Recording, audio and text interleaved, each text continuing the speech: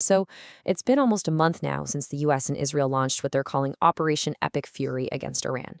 The promise from the administration was that this would be fast, a decisive conflict. But what's actually happening on the ground? Well, that seems to be a very different story. So the big question we're tackling here is, are we watching a quick victory unfold, or is this the start of another forever war? Right from the get-go, we've been hearing two completely different realities. On one side, you have President Trump, who's been crystal clear, saying this will be over in 4 to 5 weeks. But then you hear from foreign policy experts like Suzanne Maloney at the Brookings Institution, and she's warning that the U.S. could get seriously bogged down.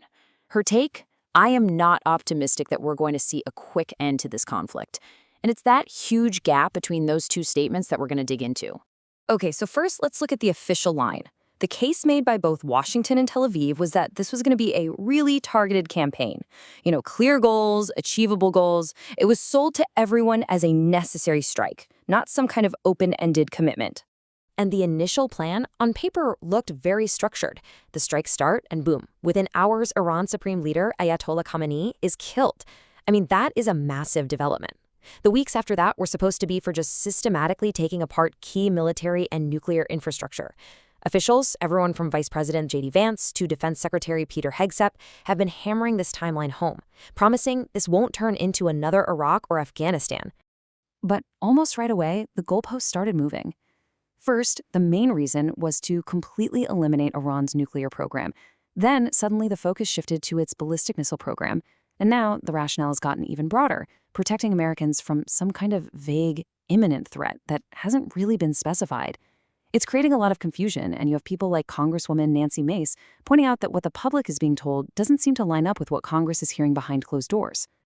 And you can see the effect of that confusion in the polls. Despite the administration's confident messaging, this war is deeply unpopular back home. A recent Reuters/Ipsos poll shows that only about 1 in 4 Americans actually supports the attacks. A massive 61% disapprove. That lack of public support is a huge problem for the administration, especially as this thing drags on. All right, so let's flip the script. Let's move away from the official narrative for a second and look at the reality on the ground. What does this war actually feel and look like if you're in Tehran? And the answer might surprise you. According to Naveed Zarinal, who's an academic in Tehran, everyday life hasn't just stopped. He's actually reporting a surprising degree of normalcy, he says.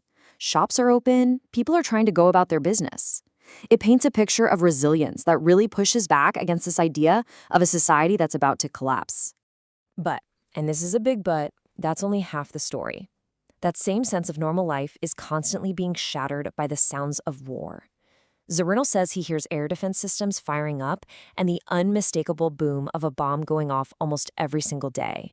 So you have this bizarre dual existence, trying to live your life under the constant nerve-wracking threat of an attack from the sky. And here's the really ironic part. The attacks might have actually backfired by creating a sort of rally around the flag effect. Sources inside Iran are saying that before the war, people were furious about the economy. But now, a lot of those complaints have quieted down, and they've been replaced by this unified focus on defending the nation against an outside attacker. Of course, the fallout from this thing hasn't stayed neatly within Iran's borders. No, this war is spreading, and it's quickly turning into a dangerous, unpredictable mess for the entire region. The fighting sent immediate shockwaves through the world economy. Oil prices just shot up, hitting a recent high of $120 a barrel. And that's a cost that literally everyone feels at the gas pump, and it puts enormous strain on the global economy. America's key allies in the Gulf are really paying a steep price for this. Iran has been retaliating, hitting critical infrastructure all over the region. They hit a water desalination plant in Bahrain, which affects the water supply. Energy facilities in both Kuwait and the UAE have been damaged. And, crucially, an American airbase in Saudi Arabia was hit by a volley of missiles and drones. And this, right here, is how a supposedly targeted operation spirals into a full-blown regional war. See, Iran isn't fighting this alone. It's activating its whole network of allies. Hezbollah is now launching attacks on Israel from Lebanon. The Houthis in Yemen are firing missiles. That attack in Saudi Arabia, it resulted in American casualties. And meanwhile, our European allies, who are completely caught off guard by this, are very hesitant to jump in, which is creating a serious rift in the Western alliance. So all of this leads us to the biggest question of all right now. What is the end game here? The contradictory messages coming out of Washington, paired with military movements, are creating this massive cloud of uncertainty about where this is all going. The fog of war is incredibly thick on this one.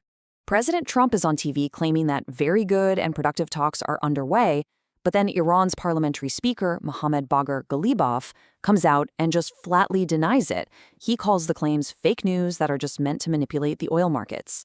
So are they talking or not? It's almost impossible to know what the truth is. These mixed signals are just making everyone's head spin. On one hand, you have reports the U.S. has sent a 15-point peace plan to Tehran that looks like a diplomatic way out, but at the exact same time, the Pentagon is getting ready to send 3,000 elite troops from the 82nd Airborne over there. It's like holding out an olive branch in one hand while sharpening a sword in the other.